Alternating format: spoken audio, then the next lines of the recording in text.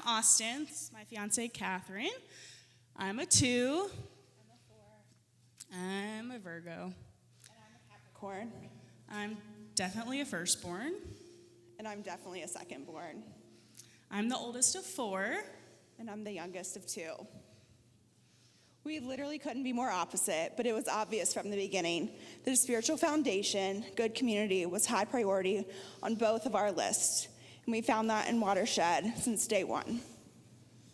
I was raised in a Southern Baptist church, attended a Christian school for a brief time, and both of us went to some pretty huge Christian universities.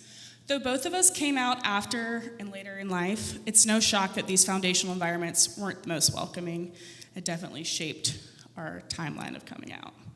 After coming out and having my entire church community stripped from me, I found myself feeling hurt and unloved from those that promised to love me as Jesus did, regardless of my sexuality. When I met Austyn in 2019, both of us hadn't attended church in many years, and we found ourselves seeking a welcoming spiritual community. The first Sunday, we walked in the hallway, past all the classrooms and greenhouse. I imagined one day dropping off our kids to play in those very classrooms. As time passed, I grew to see our future and our lives growing together at Watershed. When the time came and I was ready to propose, I couldn't imagine a more perfect place to ask her to be my wife than where our future really began. A few months before COVID hit, we got a really wild hair and showed up to Mark and Ollie's house, knowing absolutely no one, for our first Kindred event. We had never even spoken to a Kindred member, even though we'd heard them speak 1,000 times in service.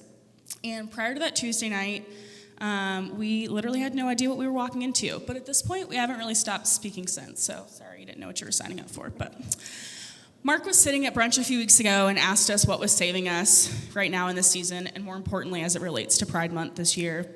And for a moment, that was literally the easiest question I've ever answered.